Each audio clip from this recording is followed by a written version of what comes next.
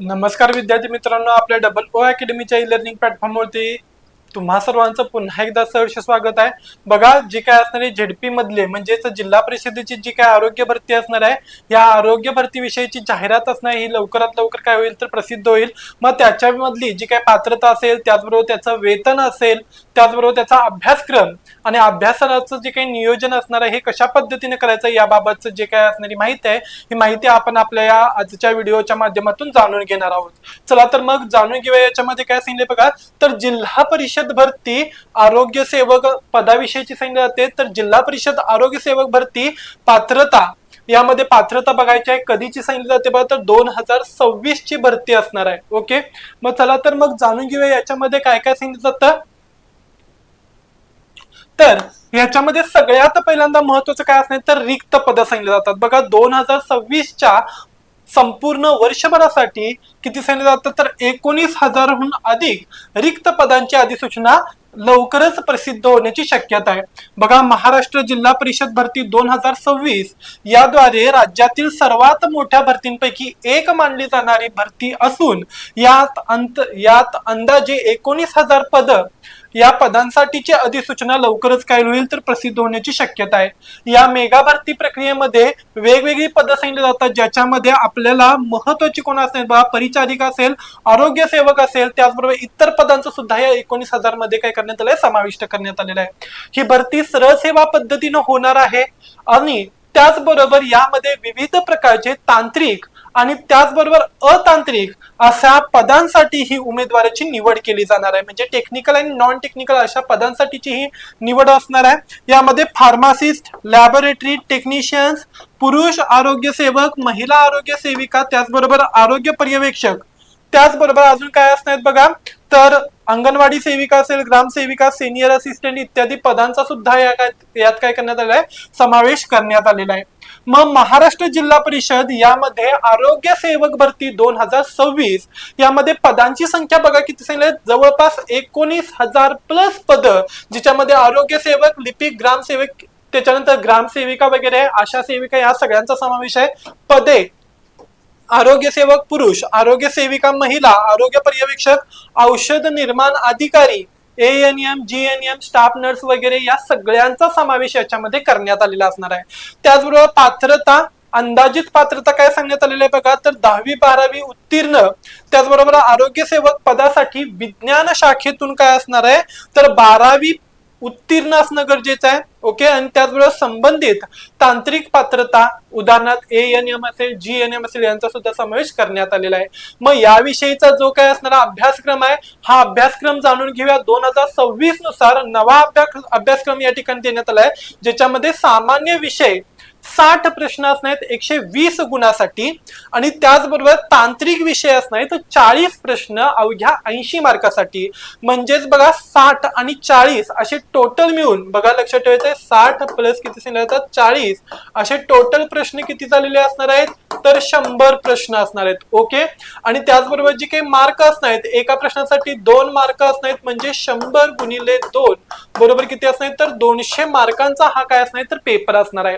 चला तर मग याच्यामध्ये सामान्य विषयामध्ये मराठी व्याकरण, इंग्रजी व्याकरण, सामान्य ज्ञान, सामान्य ज्ञानामध्ये महाराष्ट्राचा आणि भारताचा भूगोल, महाराष्ट्राचा आणि भारताचा इतिहास, त्याचबरोबर राज्यघटना आणि चालू घडामोडी यांचा समावेश असणार आहे। बुद्धिमत्ता आणि गणित यामध्ये तर्कशक्ती आणि मूलभूत अंकगणित याचा समावेश असणार आहे।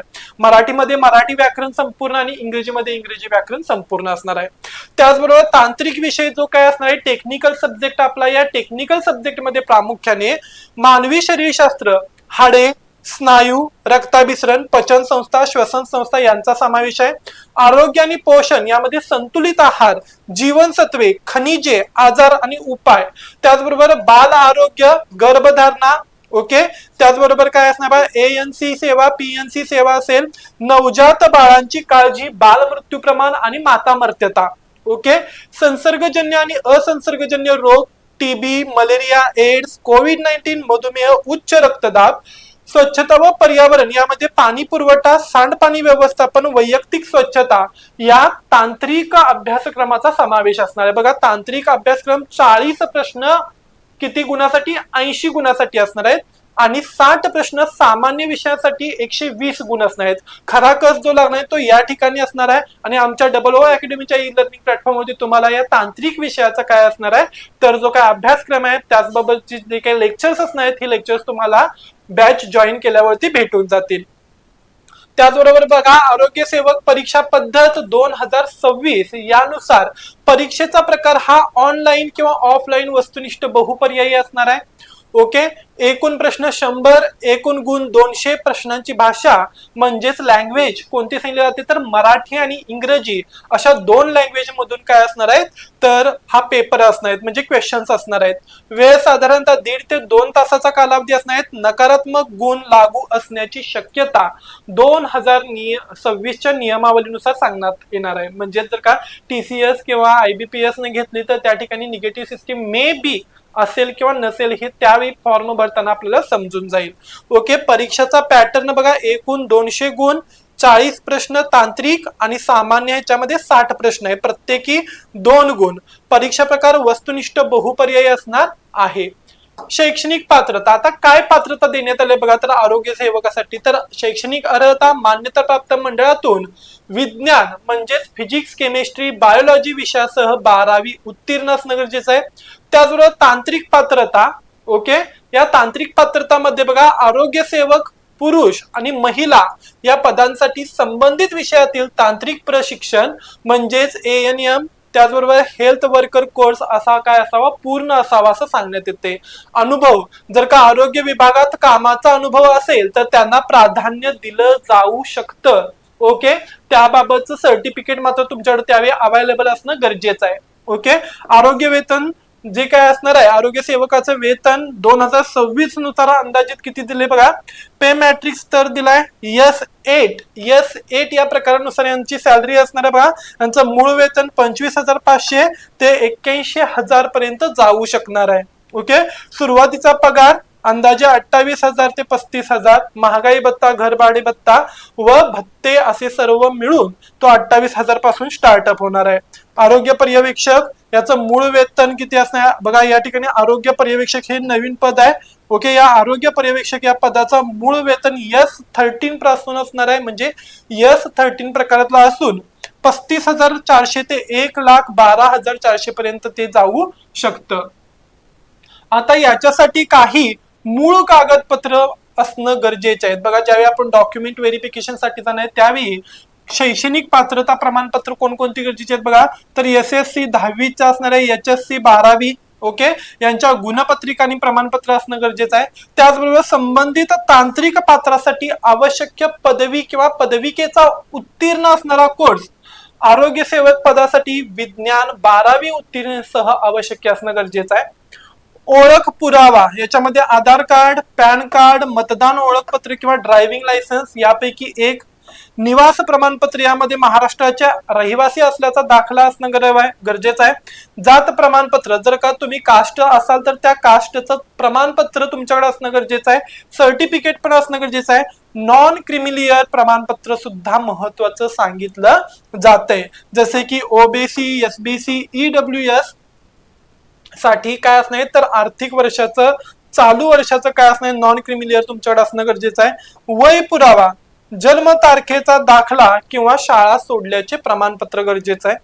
फोटो व स्वाक्षरी, अलीकडील पासपोर्ट आकाराचा फोटो, ओके, किती साईज सांगितलंय बघा लक्षात ठेवायचा 50 KB साईज पर्यंतचा.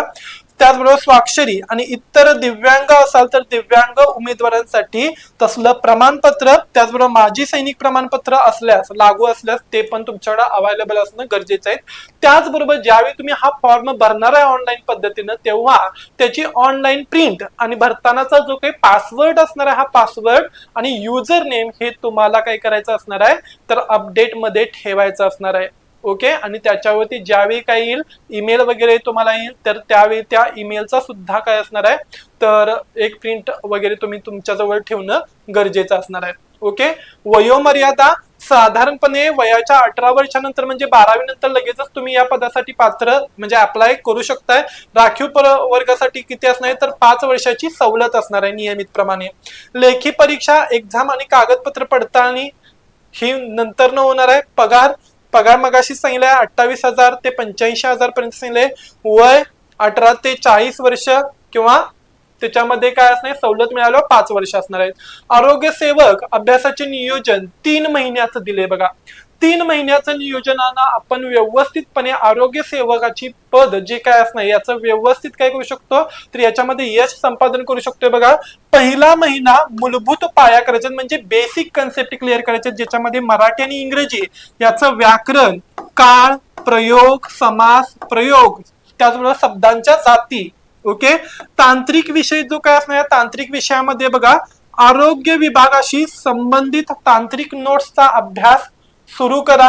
ओके. ज्याच्यामध्ये मानवी शरीर रोग असेल, त्याचबरोबर सामान्य ज्ञान, महाराष्ट्राचा भूगोल, इतिहास आणि काय असणार चालू घडामोडी, हे सगळं आपल्याला पहिल्या महिन्यात करायचं आहे. दुसऱ्या महिन्यामध्ये बघा तांत्रिक विषयाचा अभ्यास करायचा आहे, ज्याच्यामध्ये लसीकरण, आरोग्य योजना, संसर्गजन्य आजार, okay, vector borne disease, water born disease असेल, टीबी वगैरे, कोविड-19, त्याचबरोबर ज्या काही योजना आलेल्या आहेत तर त्या योजनांचा अभ्यास असणार, कारण 40 प्रश्न यावरती आधारित असणार म्हणजे 80 गुण असणार आहेत. ओके.